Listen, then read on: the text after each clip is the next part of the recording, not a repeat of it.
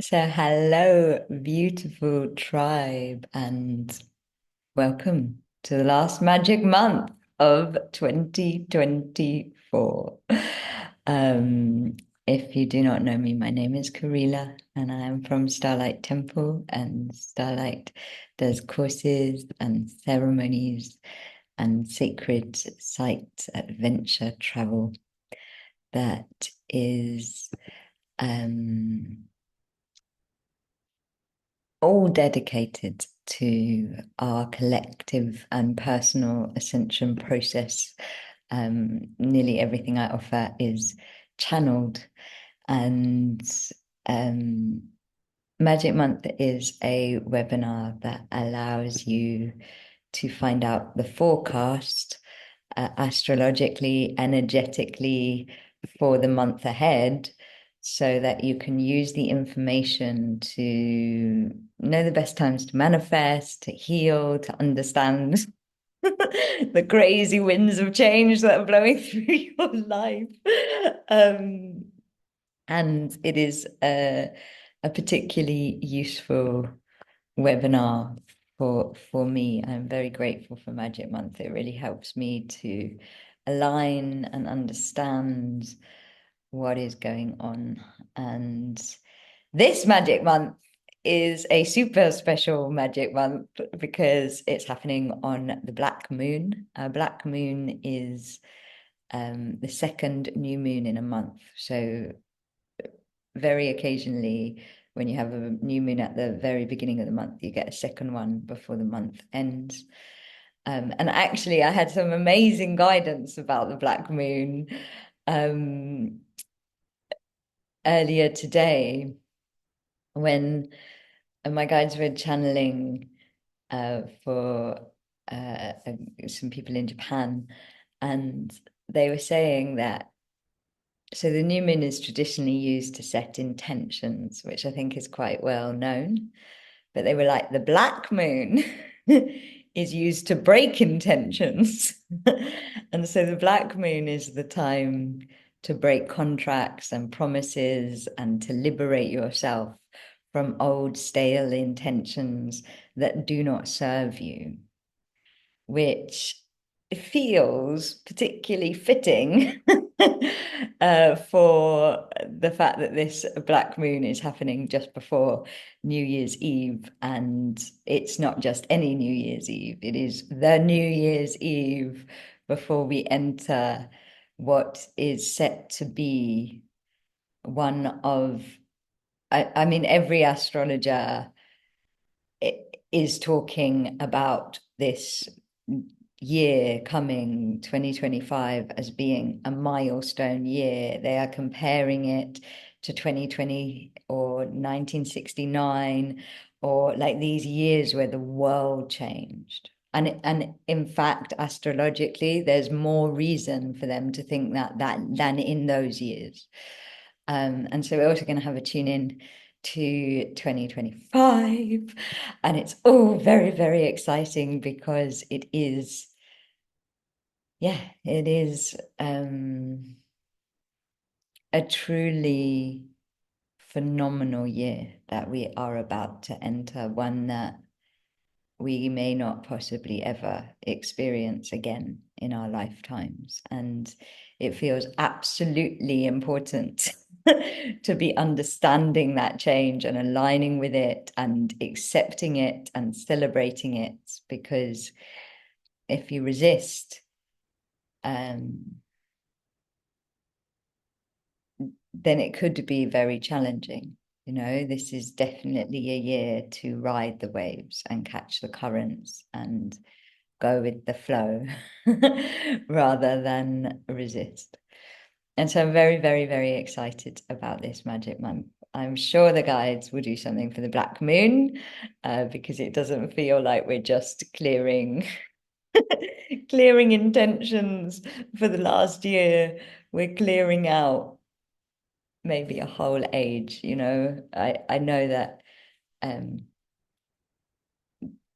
the age of Aquarius and its beginning has had many points where uh, people describe this is the beginning, no, this is the beginning. But certainly the astrological world says that this new year is the first year of the age of Aquarius. And certainly that age really truly materializing.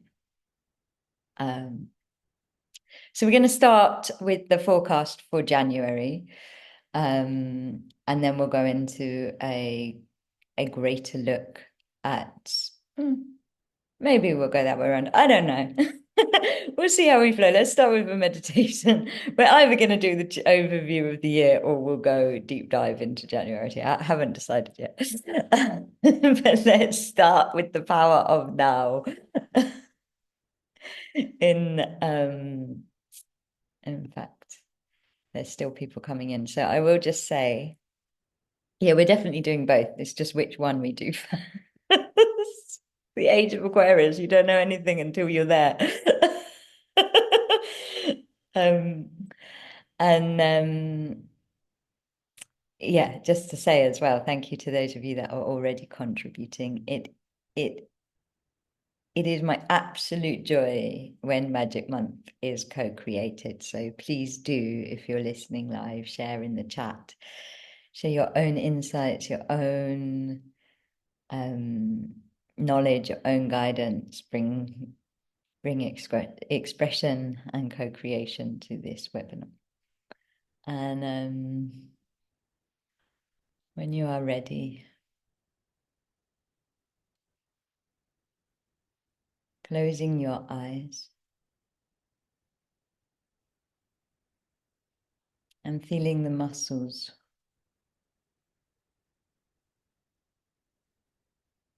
around your eyes relaxing.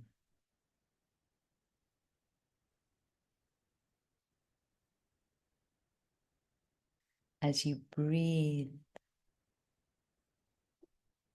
in love and breathe out gratitude. Breathe in love and breathe out gratitude. Feeling yourself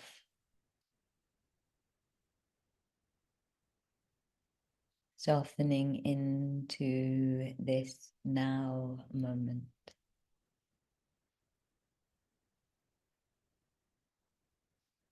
And as you soften, connect in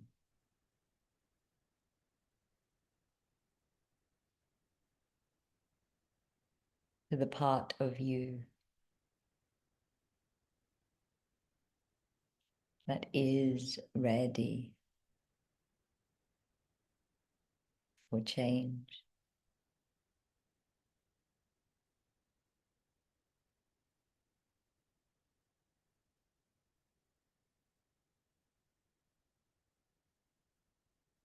As you feel a column of source light from the heart of the universe pouring down into this time and this space, instantly raising your vibration as this light travels down through you, down into the heart of the earth. It bounces off the heart of the earth and travels back up through you into the heart of Source, so that you are held in a two-way flow of love and light. And in this two-way flow of love and light, experience your energy, the dance of colors and patterns of energy that are unique to you. expanding in all directions around you. And as your energy expands, it is sealed from top to bottom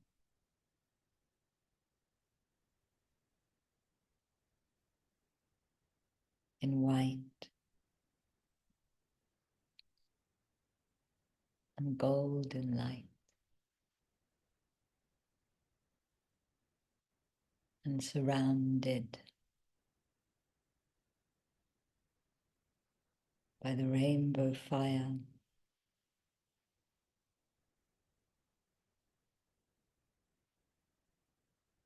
and the prayer of your ancestors.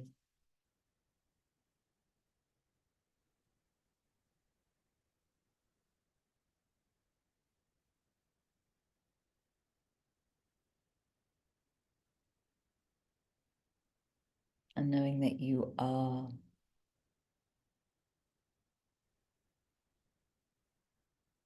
divinely protected,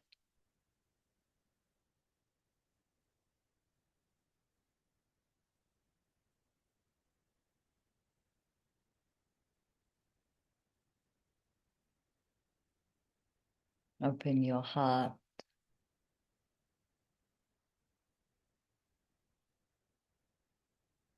to the black moon portal that we are in.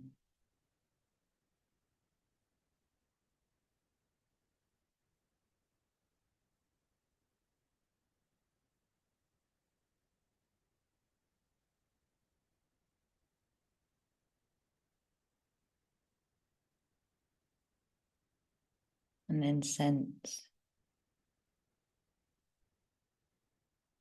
what is beyond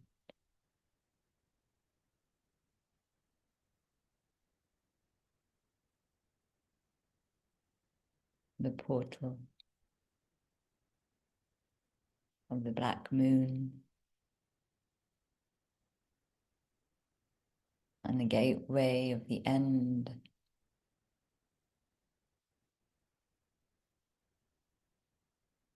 of 2024.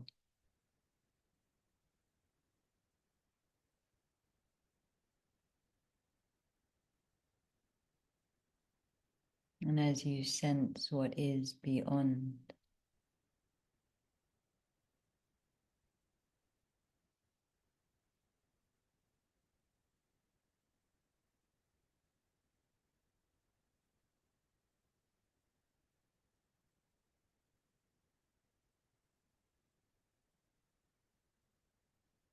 open your heart to the vibe,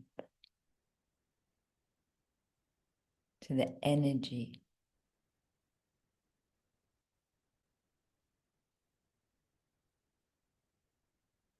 of the year ahead. Notice what the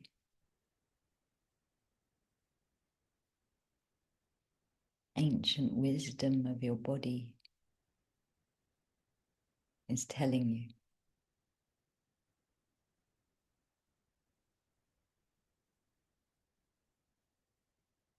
about the coming months.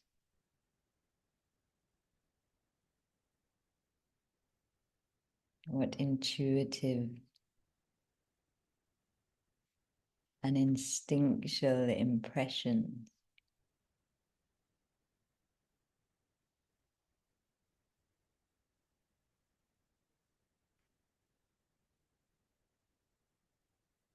are you getting?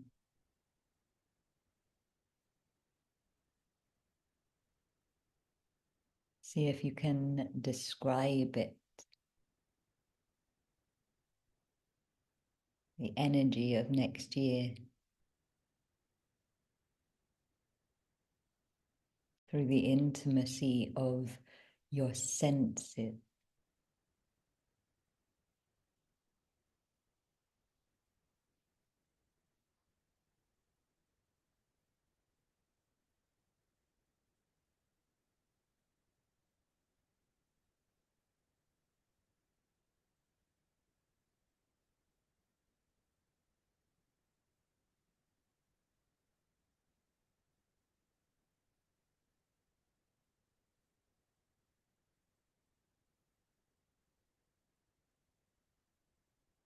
And when you are ready,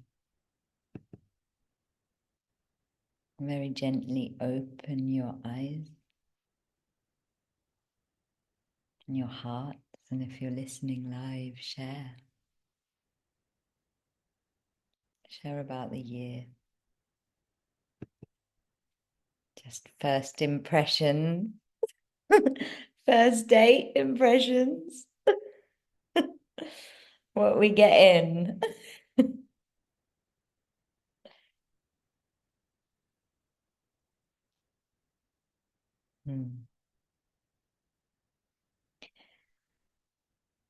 Yeah, surrender. Good theme for this year for sure.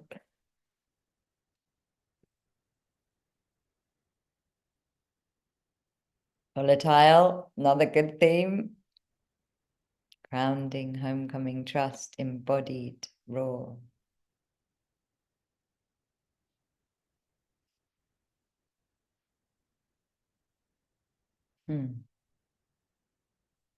Peace, adventure, evolution, wild women. Path is laid down, motherly protection.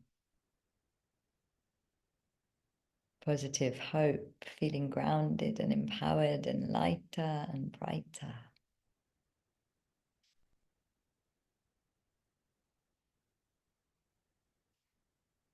Newness, wonder, movement, magnetism, full, aligned.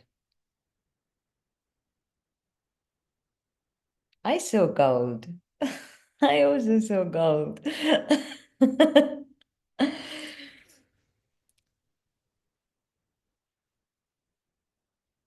Rich, multifaceted, more available and accessible. 20 note, 24 is a 6-note chord, 25 is a 12 note. I like these descriptions. The biggest breath of fresh air. The golden path. Well, based on that first date, it's going to be a great year. And actually, your intuition is absolutely amazing. Let's go into the big picture of the year. That feels right, and then we'll dive deep into January, because as I always say on Magic Month, January is a bridge. It isn't the full entrance. The whole of January is the entering of the new year, because we don't change into the Chinese New Year until February and Imbolc. And so let's start with just a touch into what 25 is about. So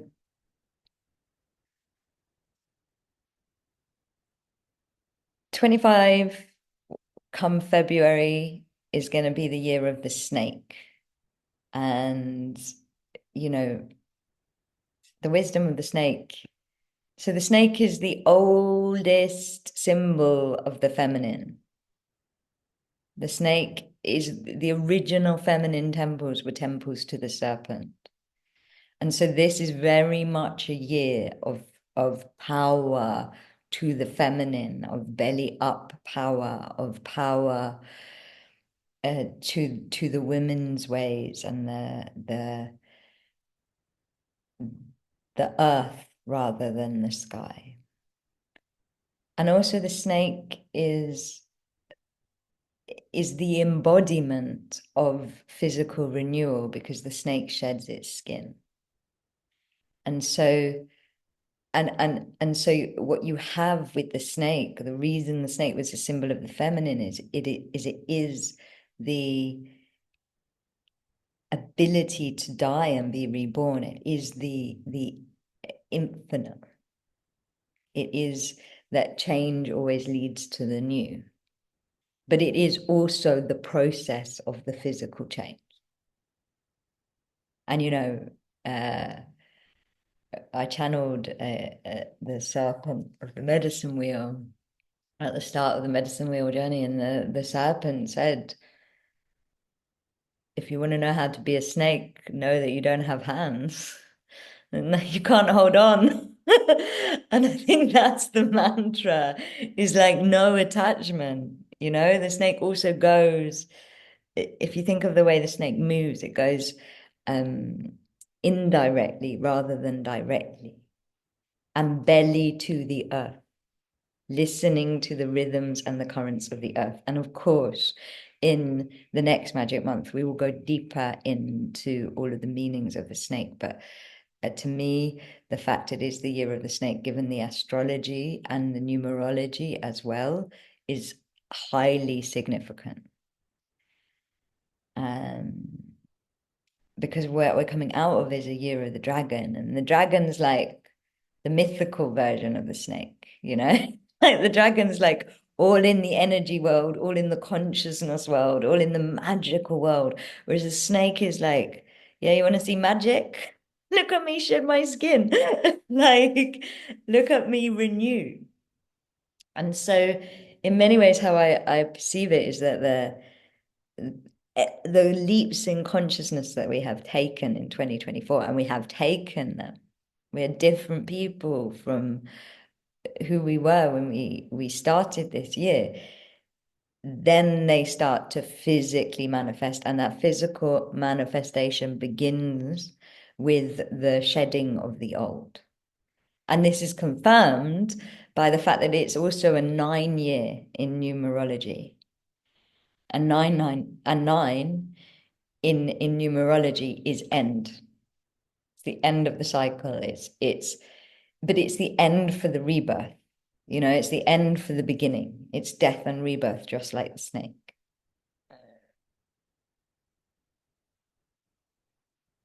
I don't know I don't know enough about the Chinese. You'd have to look that up. I wouldn't want to answer about rat and pig and stuff like that because I don't know. I'm not a Chinese astrologer.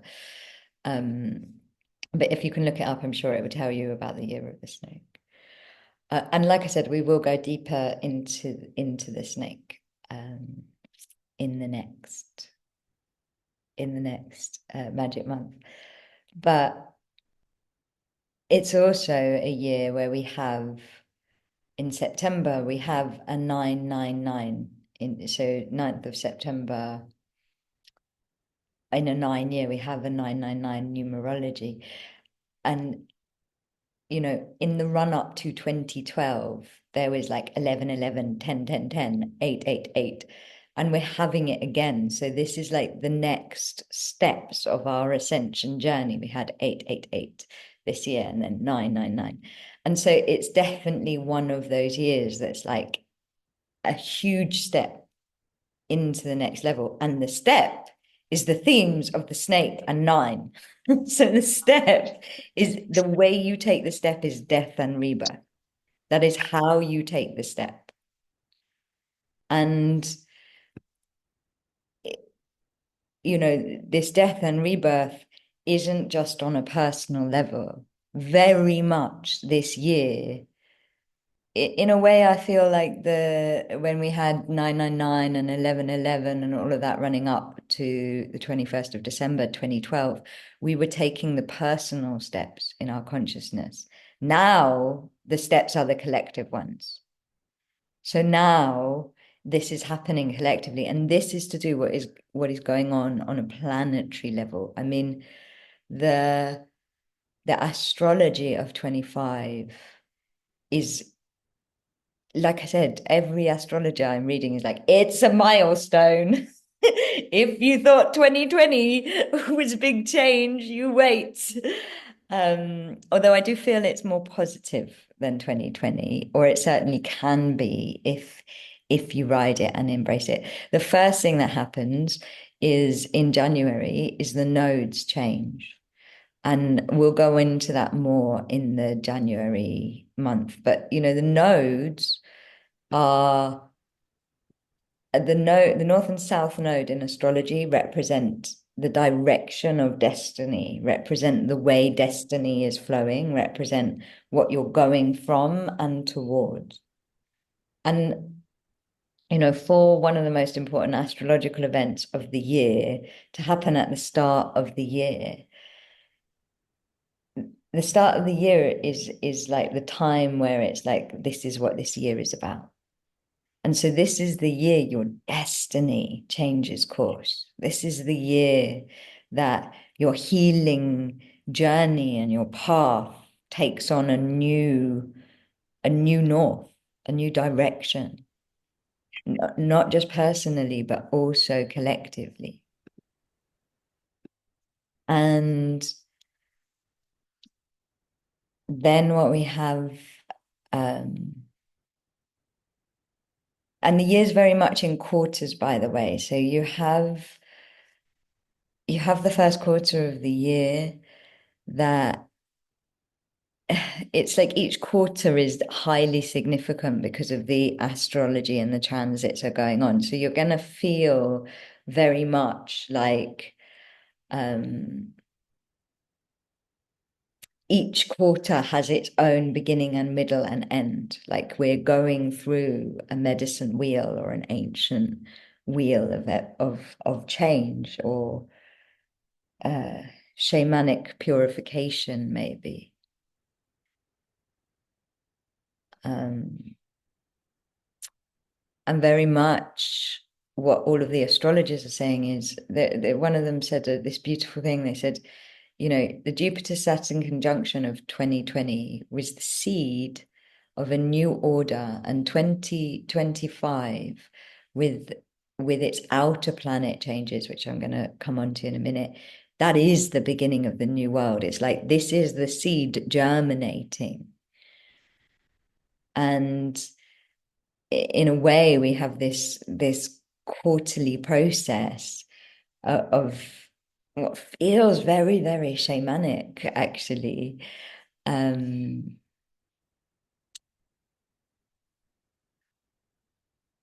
take us there, to germinate it, to make it reality. This year is about it becoming reality, the new earth becoming reality. And so we have the nodes changing. And then in March, we have Venus retrograde. And Venus retrograde is fairly common. It's like every 2 years. But it feels significant that it's happening this year because Venus retrograde is one of the retrogrades that affects us the most, certainly in our personal lives, rather than the collective. And so March feels like Venus is retrograde. There's an eclipse window happening.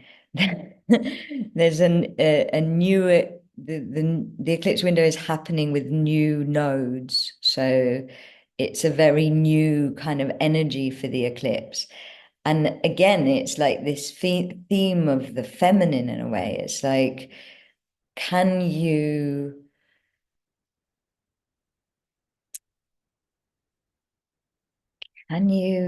receive all that this year holds? Can you open up? Sometimes how release happens is through receiving, sometimes it's our in-breath that makes our out-breath happen.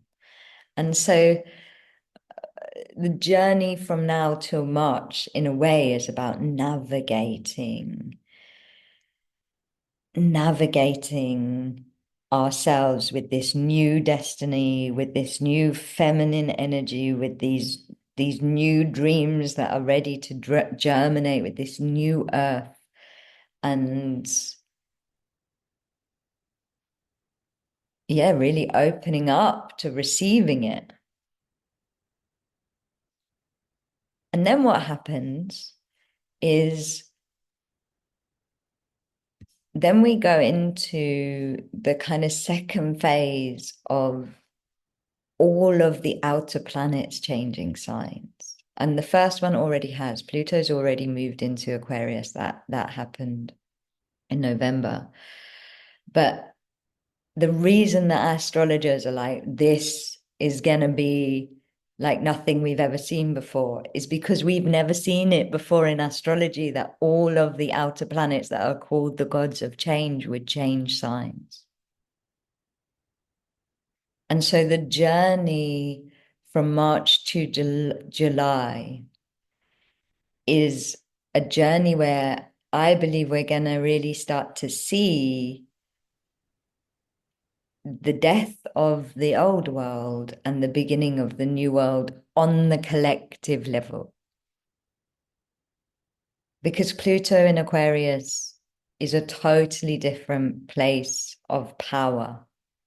Pluto in Aquarius is about the power of the people. And what can happen when Pluto's in Aquarius is, you know, one person can stand up for what is wrong, and then there can be billions of people standing with them. And with that energy alone, there's enough for change to happen. But then you have Neptune, who only changes signs every 18 years, moving into Aries. And Neptune is the planet of dreaming and imagination and spirituality and illusion. But Aries is the energy of leadership, it's the energy of new beginnings. It is that spark, it is that person that's like, actually, no, it's Rosa Parks.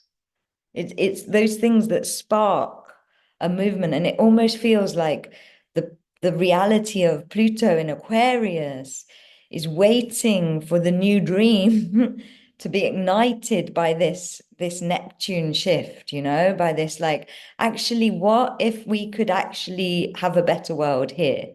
What if even though it's totally crazy to think that that things could change, maybe they can.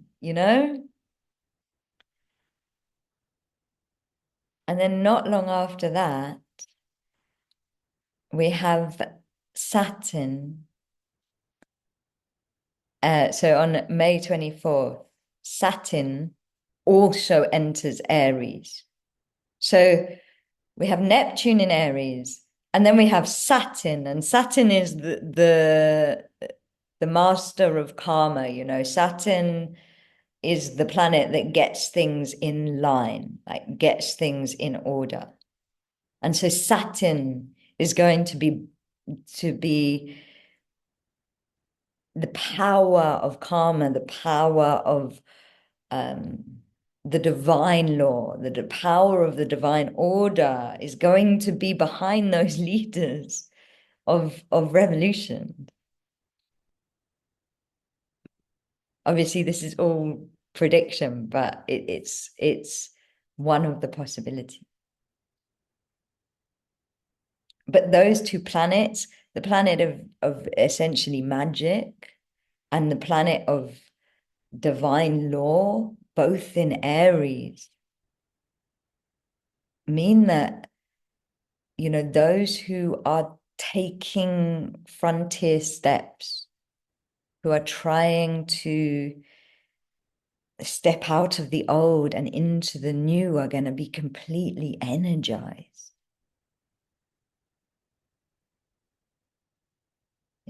This is about Saturn energizing the bold.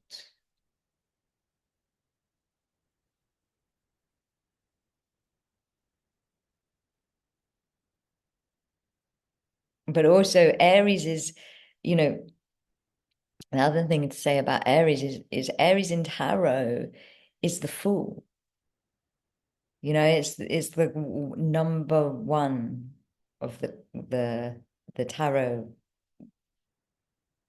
It's number one in the tarot, and the Fool, there's an innocence. It's like, yeah, don't mind if I get burned. It's like, there's this ability to joyfully leap without the fear of getting hurt. And in many ways, collectively, we need that. We need that, like, Fool energy, that innocence, that recklessness, to get out of the matrices and the systems that we're so stuck in, because they're dying and we've got to leave them.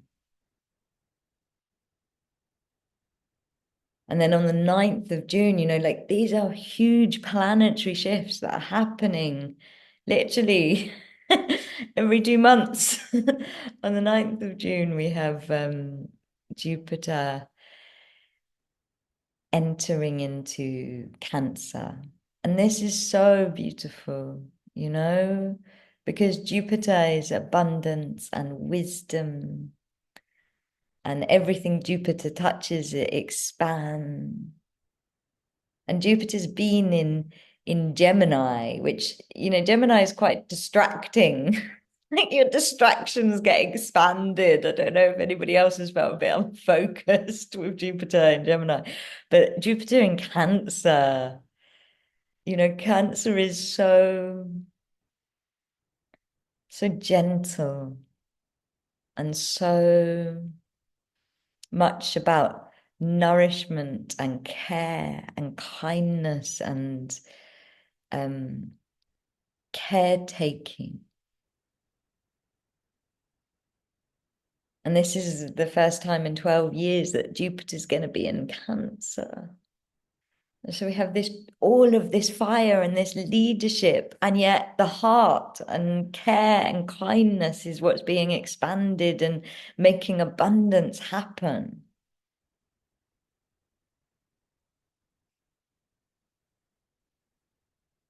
And then on the 7th of July, and I really feel like this is where we're going to, if it hasn't all kicked off already, this is where it's going to kick off, is Uranus then enters into Gemini. And Uranus is the planet of disruption. And it's the planet of revolution and change and rebellion and breakthroughs. And this Gemini is relationship and communication. We can expect by the summer massive reveals happening about what has actually been going on. That is what Uranus comes in and does, like exposes the truth, shatters the things that aren't really true. But also Uranus in Taurus in Gemini is revolutionary songs being sung, so things touching the world.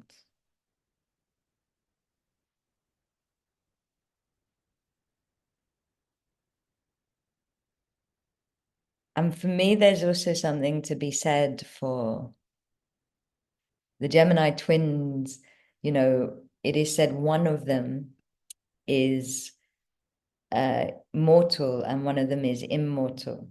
So the Gemini also represents the relationship between the physical and the spiritual. And like a revolution there. I mean, how many of us have been waiting for so long for our inner work to materialize, for the soul to embody, like for the shadow work to come to the surface. This is what all of the revolution is about. Thank you for the hands up. I'm going to answer questions at the end, so you can type anything in right now. But this is what Uranus in Gemini is all about.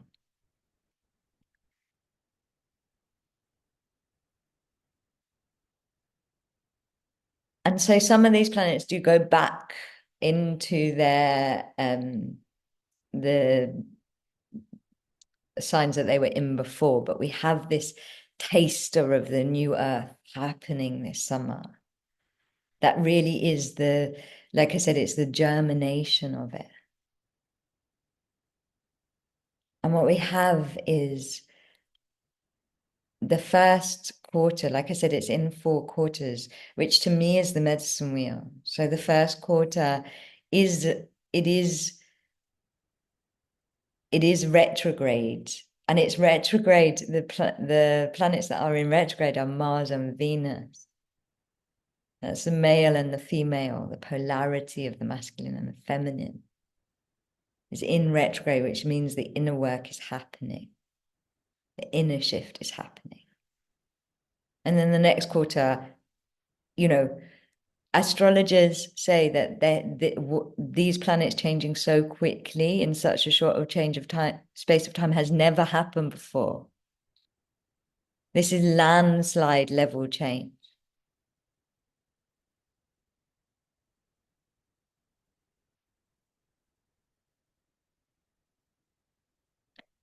And then the next quarter is really, it's very influenced by Uranus, Pluto, and Neptune. Pluto is power and shadow and death and rebirth, and Neptune is dreams and magic and illusion, and Uranus is breakthrough. It's like this is when the matrix collapses, potentially.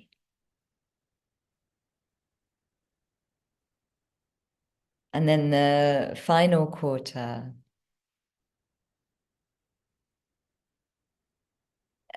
this is really energized by Jupiter in Cancer in a trine with Saturn and Neptune. So we have this ethereal dream world and law and order being touched by the abundance that comes from compassion. And, I keep comparing this to the medicine wheel because it's just what I'm seeing. But in the first quarter of the medicine wheel, everything is about inner work and story shedding and snake magic and letting go. And then the second quarter of the medicine wheel is death. It's change. It's when you can dream and do all of the inner work, and at some point you just have to do it differently. At some point you have to grieve and let go and be fearless and surrender to the change. And then the next part of the medicine wheel is about being able to hover in the unknown and trust in the magic and trust in what you can't see. And then once you've learned to hover, the final quarter of the medicine wheel is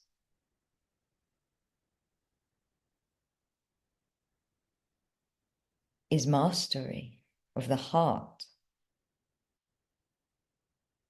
and mastery over the laws and mastery. It's flying and creating from divinity. And so if I'm right about this being a collective medicine wheel journey, which I wouldn't be surprised about, because our ancestors have been holding space for this and praying for this and calling for this forever. I wouldn't be surprised that this is held in a very similar way by the planets and the processes of embodiment and change. And so if the collective is about to go through a medicine wheel journey, then we are about to go through a medicine wheel journey.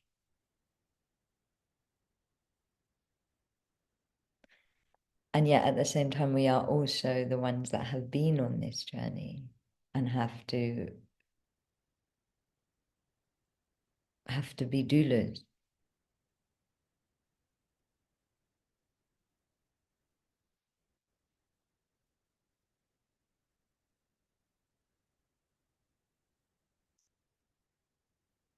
And I feel like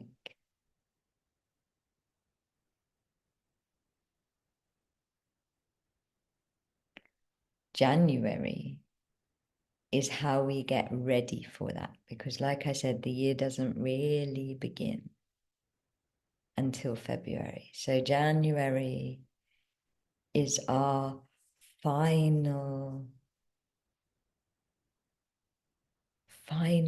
chance to become the best version of ourselves that can hold space for what is about to happen.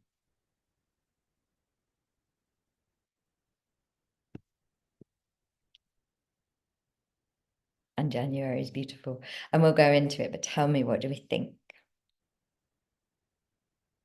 Yeah? Up for it? Don't have a choice. We're here for it.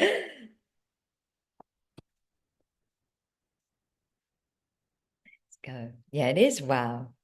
It is wow. You know, it's gonna be amazing. And it's like, come on.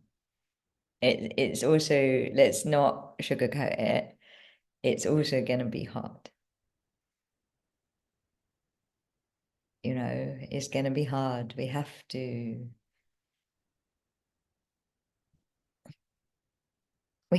be in relationship with the process rather than resistance to the process.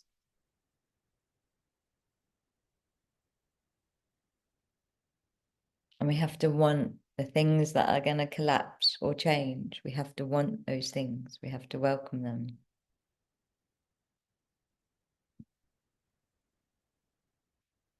Even in those moments where we don't understand how it's all going to work out. And yeah, how many of you have already got your inner strength, you know, to be able to hold this? And so let's go into January.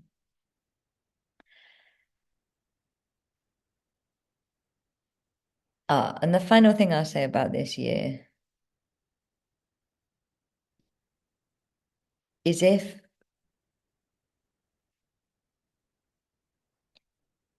so this year is now critical, right? It's critical. What's going on is critical. And if you are out of alignment, you are going to get slapped right back into alignment. There is not time now for any of us to learn the long way round how we get back into alignment. I'll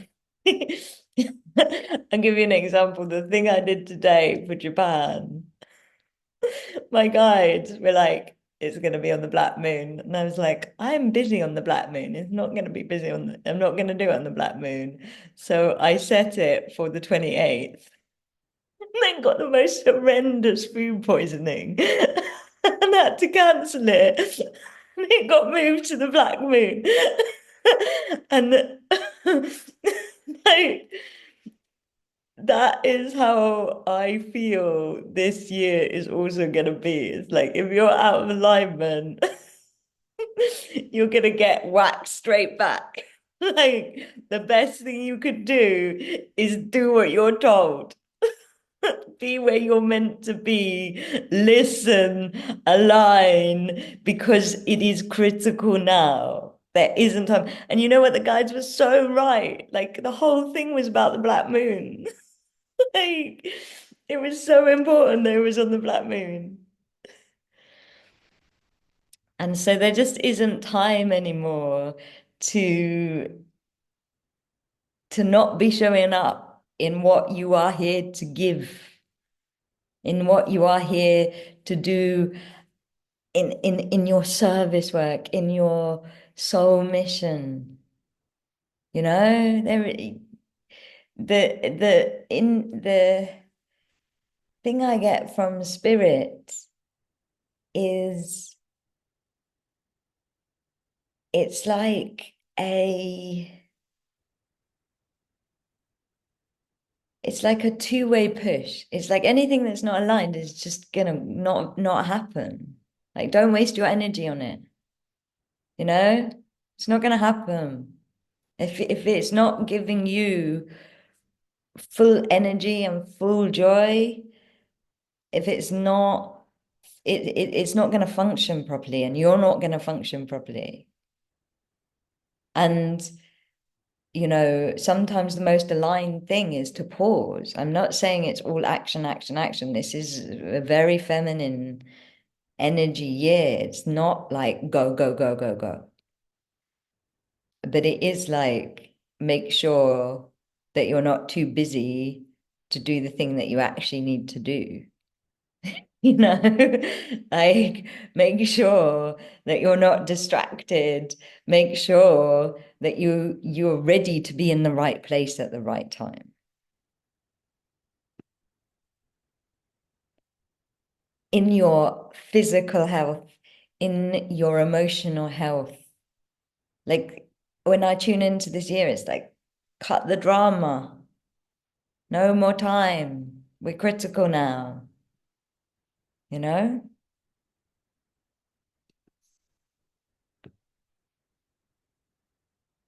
And actually, energy feels incredibly important. That is the other thing I will say. The reason that souls like to be incarnated in times like this, where to the human self it feels so challenging,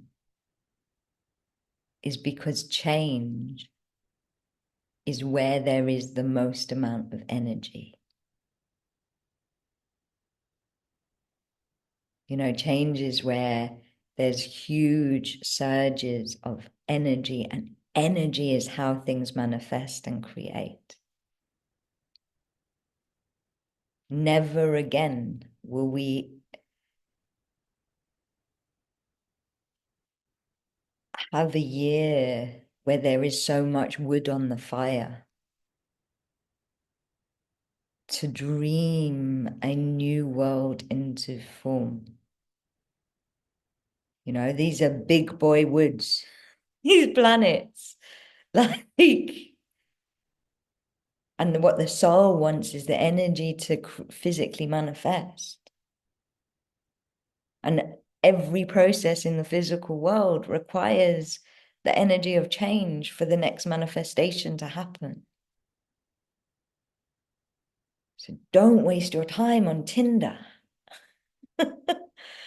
You know, like,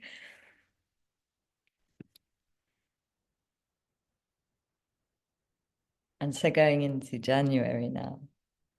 And I want you to remember that January is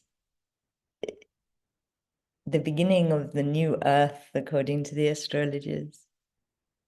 It's also a month that, like I said, is the bridge month that takes us into the new year or into our new age.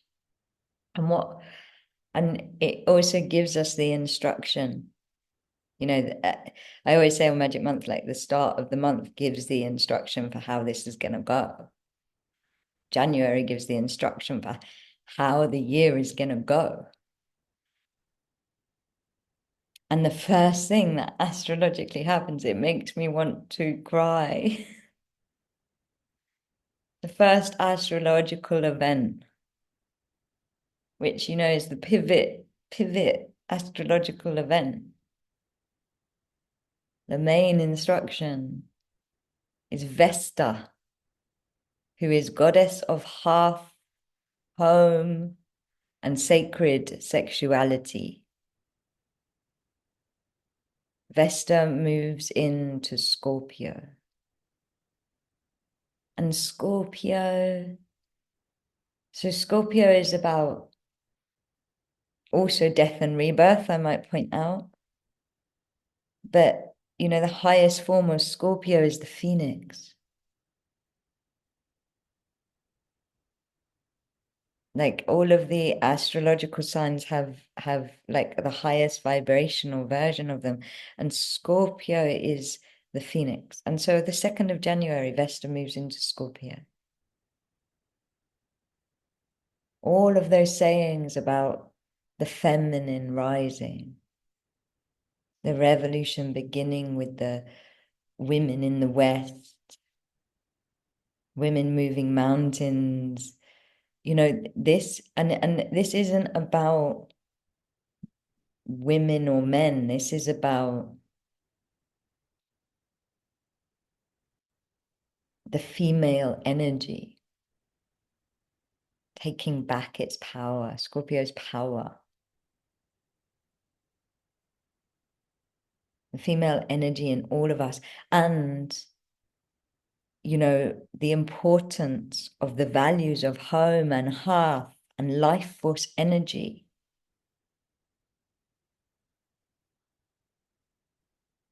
What is happening to home and hearth and life force energy all over the world at the hands of the 1%? And who is going to take it back from them? Who is going to make it safe again? And it's not just women, it's everyone who wants home and hearth and life force.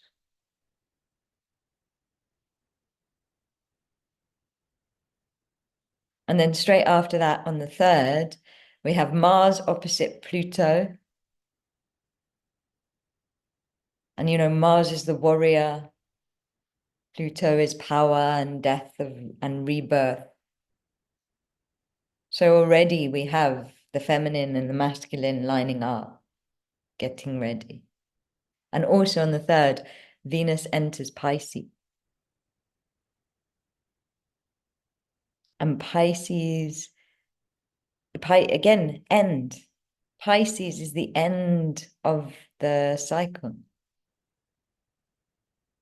And when I found that out, all my guide said is the end is love. The end of all of this is love. The sooner we get to love, the sooner we get to the end. And Venus in Pisces is all about intuition, all about how do we meet our needs?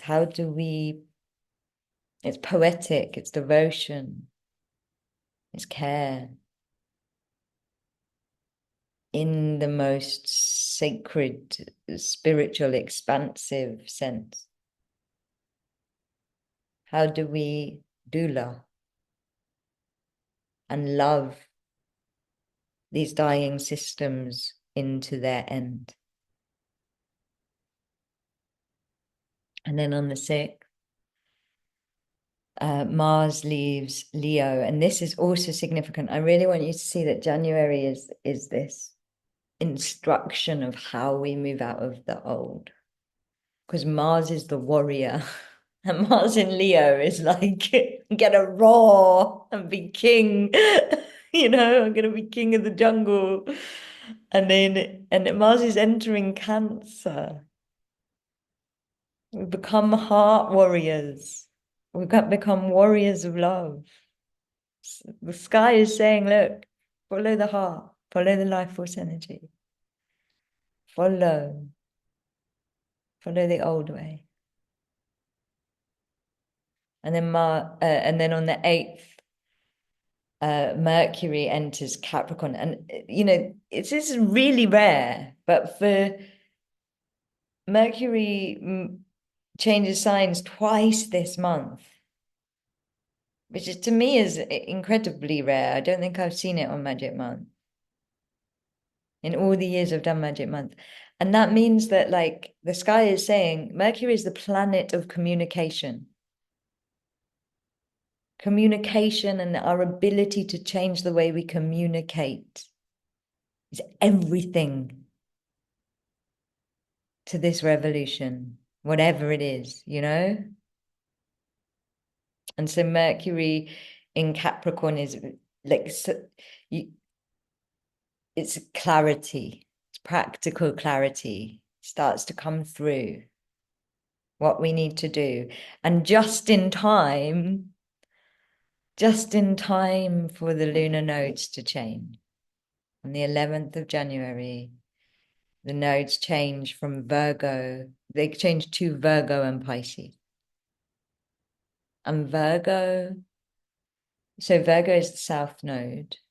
And again, Pisces, north node, heading towards the end, the completion, Pisces is the completion. And Virgo is really more than any other sign about service. Virgo is about practical service, keeping things going, keeping things running.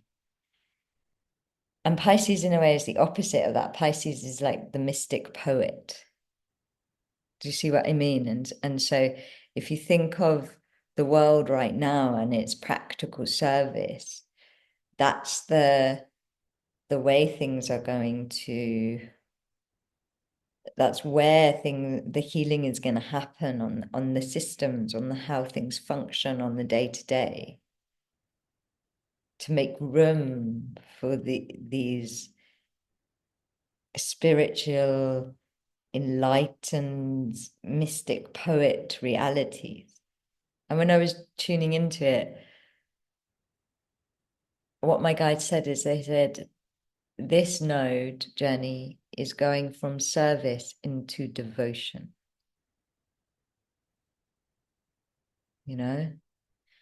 Or another way to look at it is from contract into commitment. It's freer. Pisces is free. No, it's not enslaved. And also Pisces reminds us that we're sacred and that we are love.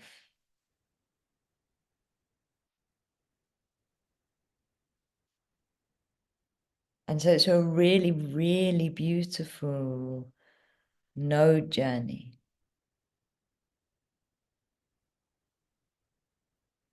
That we're entering into. And then straight after that, we have the full moon in Cancer.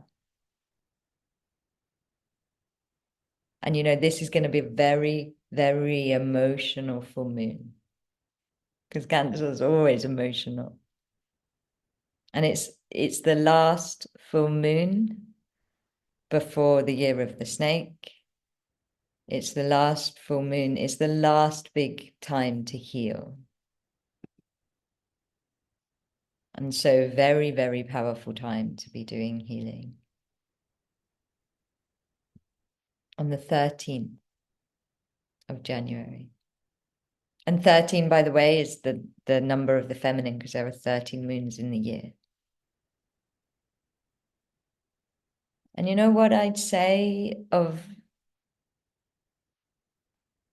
this beginning of the year in terms of like how to connect to it and align with it and attune to it, is just open. Give it full permission to happen.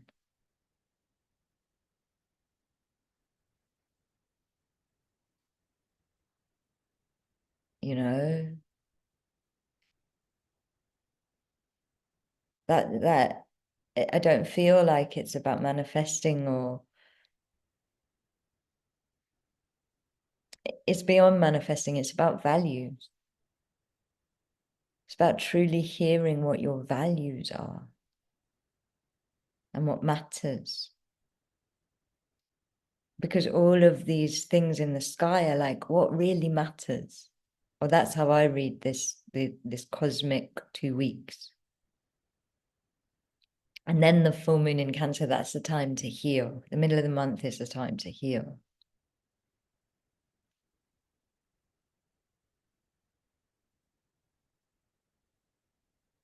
And if you do the healing, then things get super exciting towards the end of the month. And remember, this is also like a bridge of the year or an instruction for the year.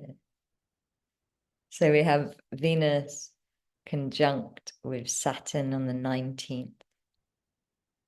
And a conjunction is a combined energy. And so Venus conjunct with Saturn. So Venus is the feminine and sensuality and love. And Venus is a big player this year. We've got Venus retrograde coming later. And Saturn is law and order and karma. And, when they're conjunct, their energies are combined. And I asked the guides, well, what is heart and order combined? And they were like, align. So like the middle of the month is time to truly and really align with those values. Like the whole of January to me feels like what are your values? Because if the world's about to collapse and change and medicine wheel like we've never seen before, then what are you gonna be devoted to? What are you gonna serve?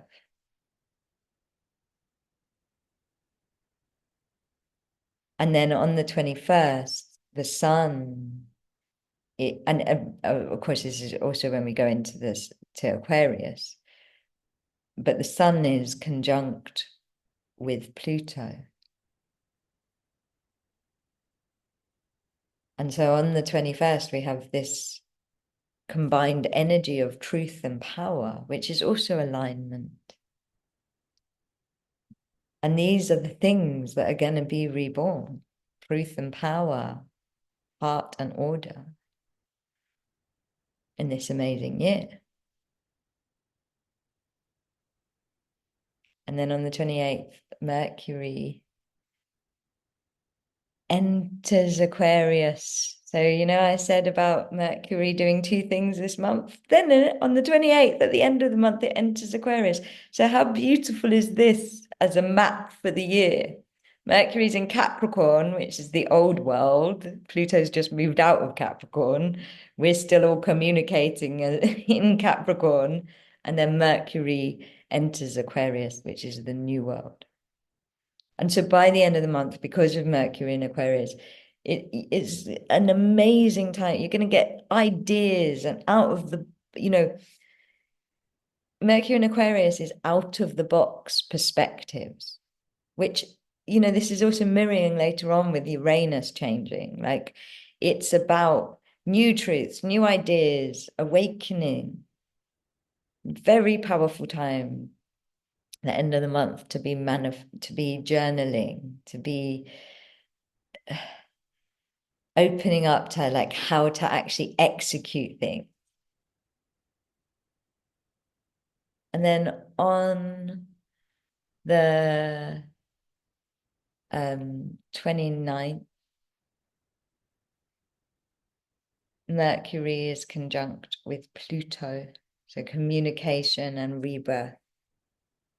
So if the astrology of January is anything to go by, all of this change is going to happen through the channels of communication, like the media, like massive exposure of the truth is how the world is going to change, if you were to read January's sky for it.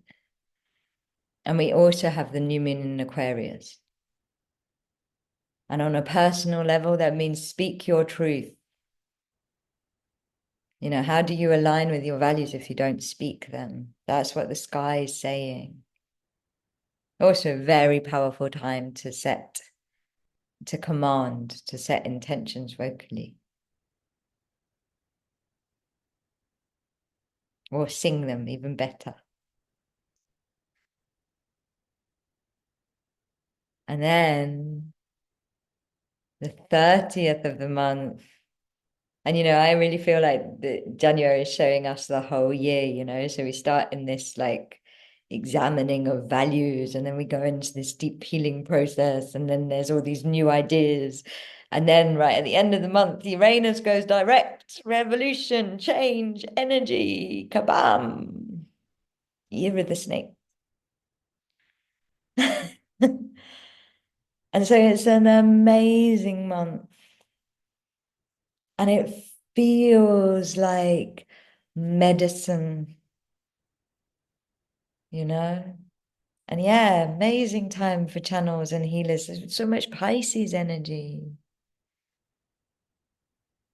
And yeah, the meek shall inherit the earth. That's to me what Vesta moving into Scorpio is, you know?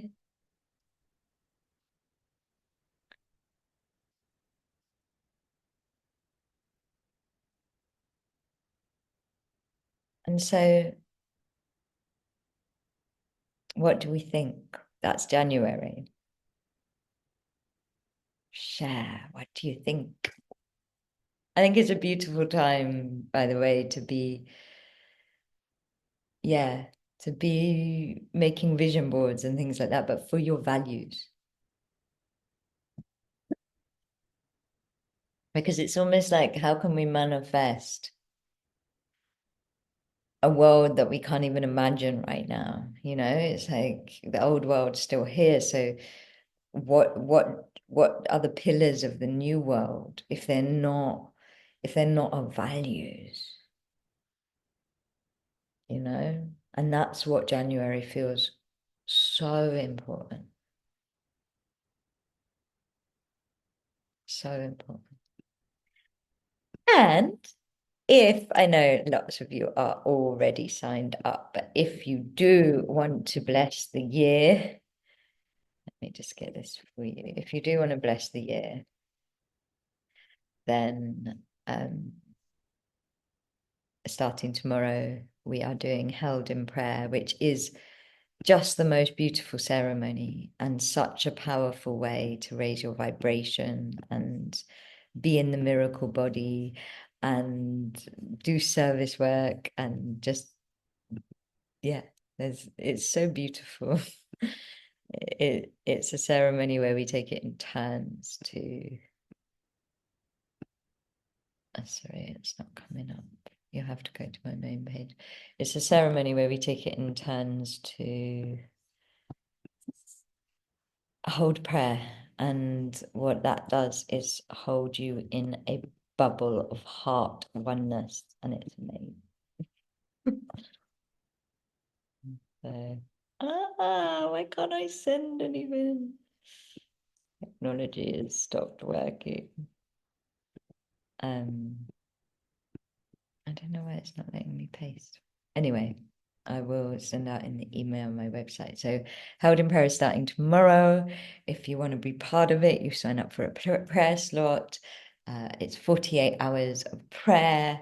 And because we are holding prayer and holding our hearts in heart oneness, then we bring ourselves into the miracle body. And to me, I would not want to start a year without held in prayer because I want to start in the miracle body, because when you're in the miracle body, your manifesting is more powerful, your healing is more powerful, your intentions are more powerful. It's just such an amazing ceremony.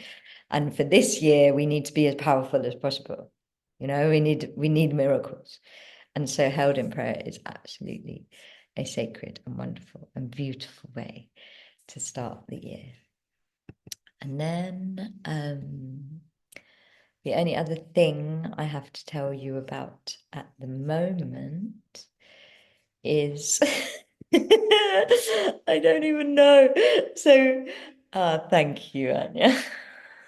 Community, Age of Aquarius. So the only other thing to tell you about is there is, according to my spirit guides, and it is nearly ready, a tour to Egypt happening over the March equinox that is all about receiving and all about the goddess and the power of the feminine.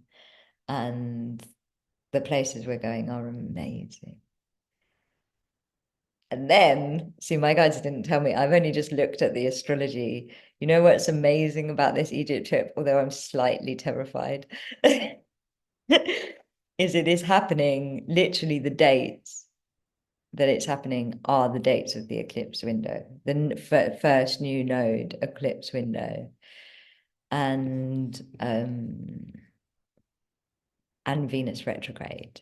So like it's pure Phoenix feminine moment power in the sky and on the land. And so yeah, it's going to be amazing. If you want to come to that, then it should be ready in Egypt time by the 4th or the 5th of January for people to sign up. But you can just sign up under the journey section for to find out first about it if you want to come. If you're like, to be honest, it's one of those things that it's taken so long to get it going because it's one of those things that the people that are meant to be there are just going to be aligned for it. And so it's just going to be that way, you know? And so, yeah, but it is coming. And yeah, now I want to share with you all a little bit of what happened in the Black Moon transmission I did for Japan, if the guides want to do it again. Because it was really, really powerful. And it feels like the perfect honoring of the Black Moon and the breaking of contracts and old energies before entering into this time of revaluing that is January. And so when you are ready, closing your eyes, and I ask for the guidance that is in the highest good and the greatest joy for all to flow through me now. Rainbow grandmothers speak to you all, and yes, we are happy to.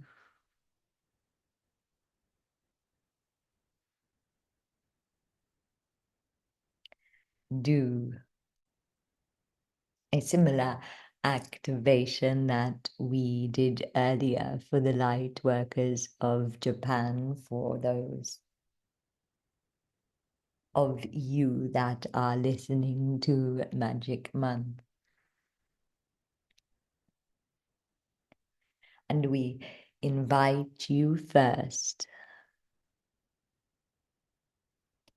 to visualize your higher self chakra, which is about arm's length above your head, as a glorious golden sun shining in the sky of your aura.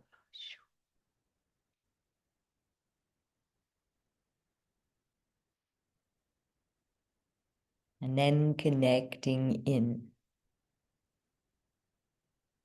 to your sacral chakra. Imagining your sacral chakra is filled with a lake of life force energy.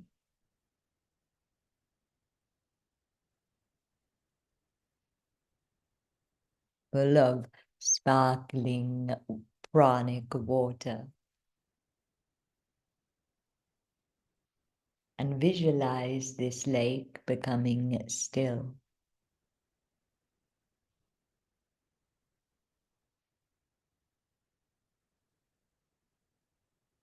So still that the sun of your higher self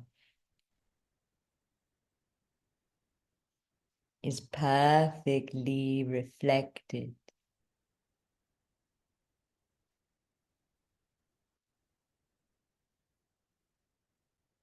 in this lake of intimate love.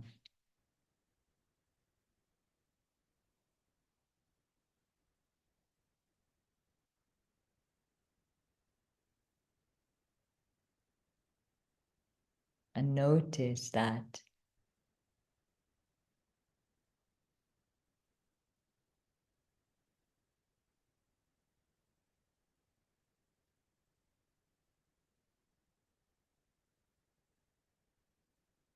This visualization has an effect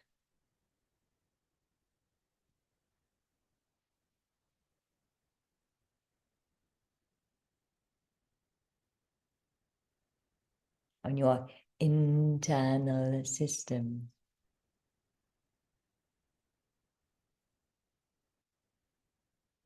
For this is a method that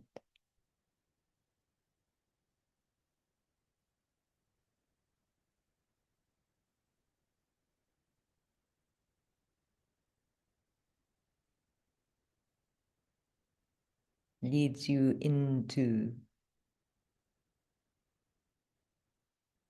instantaneous higher self embodiment.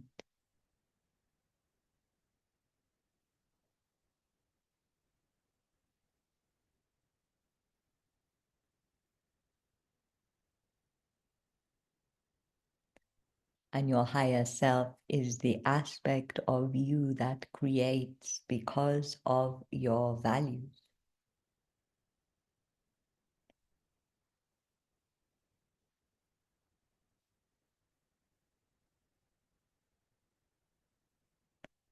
As you notice how you feel,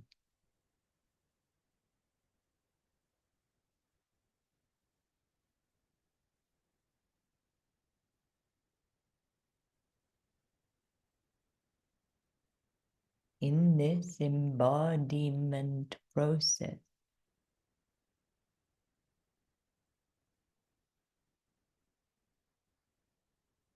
experience the energy of the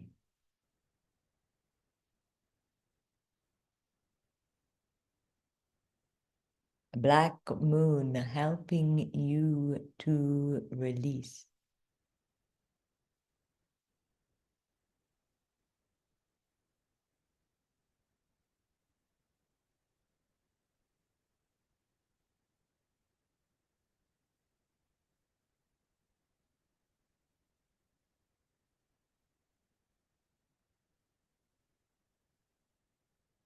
Helping you to undo the intentions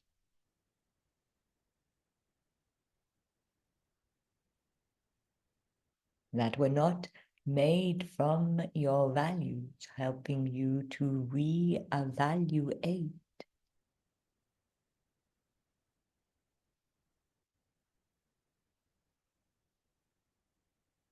As we activate around your energy field now,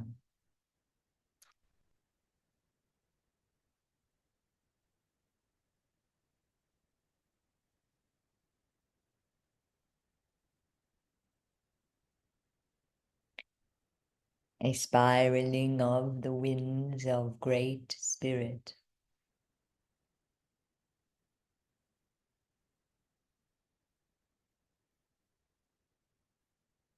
Know that these winds are blowing through your consciousness, blowing out of your system. Old dreams that are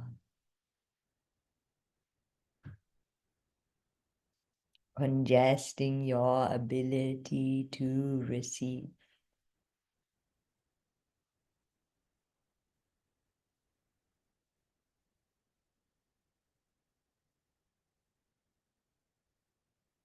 Dreams that are stopping you from being in the celebration of what is happening.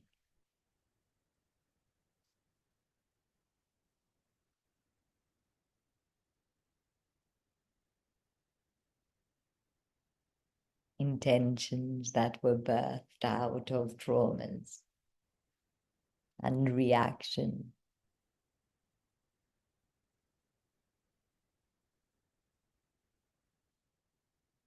And feel these spiraling winds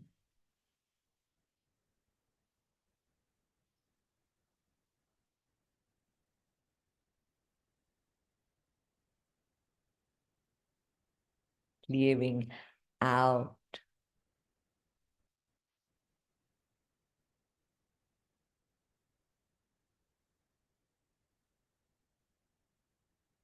these old energies.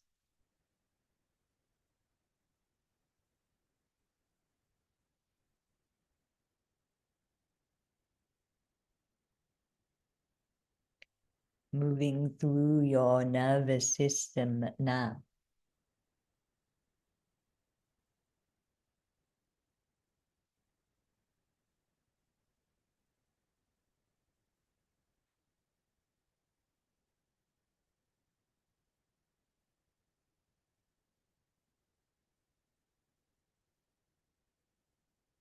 And through the cellular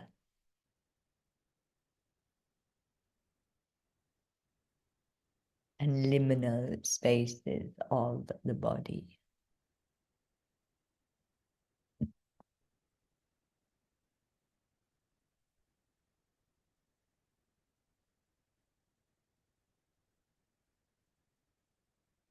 For understand that old dreams can become contracts.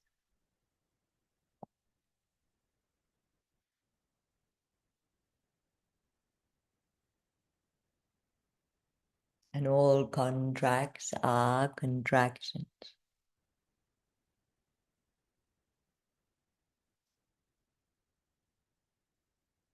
It is okay now to let go of what you thought you wanted.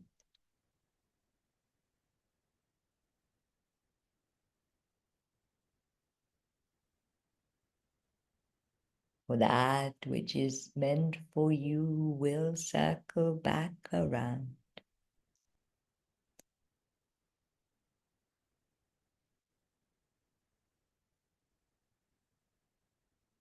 And notice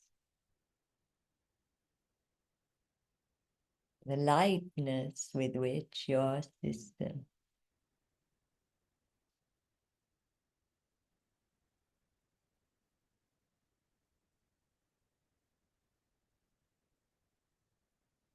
is breathing now.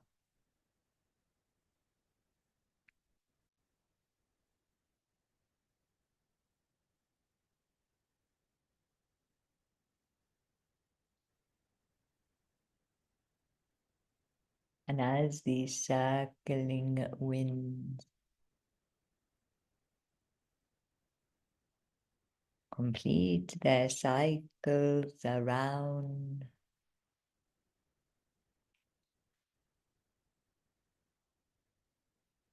and through you,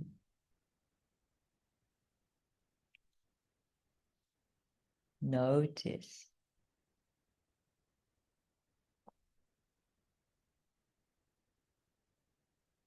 that the sun of your higher self has become more magnificent.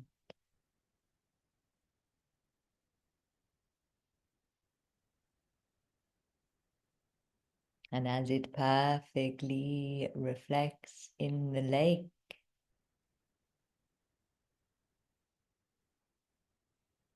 of your life force waters, the sensation of who you truly are is spreading through you.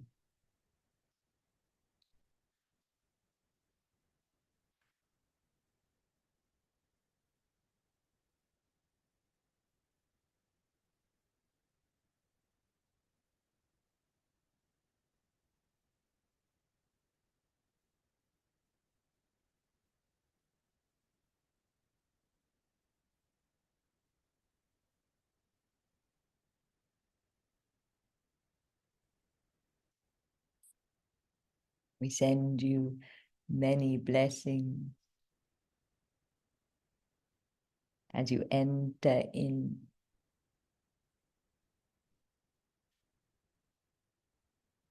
to this that is the portal of ages.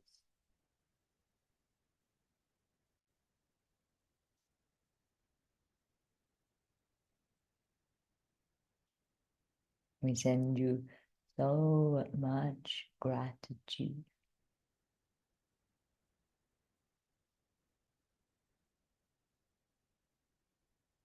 not just for all that you do, but for all that you are.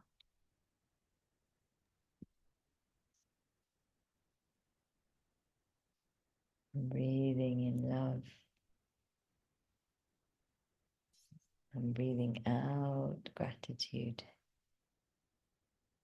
Feeling a golden rain shower of light coming through your energy now, taking any energy that is meant to go to the earth as an offering to the earth. And a big beam of source light taking any energy that's meant to go somewhere else, wherever it is in the highest good for it to go.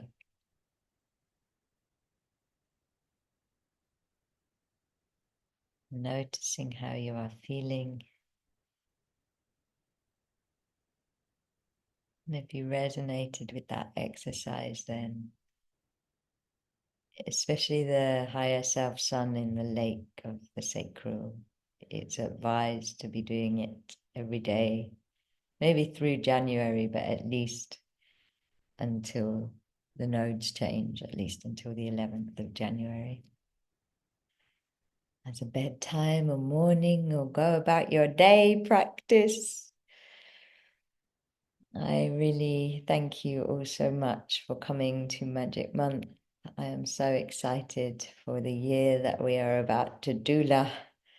I really hope you join us for Held in Prayer. It's going to be a magnificent prayer. We have loads of prayer keepers, very, very special. And yeah, thank you so much, my darling.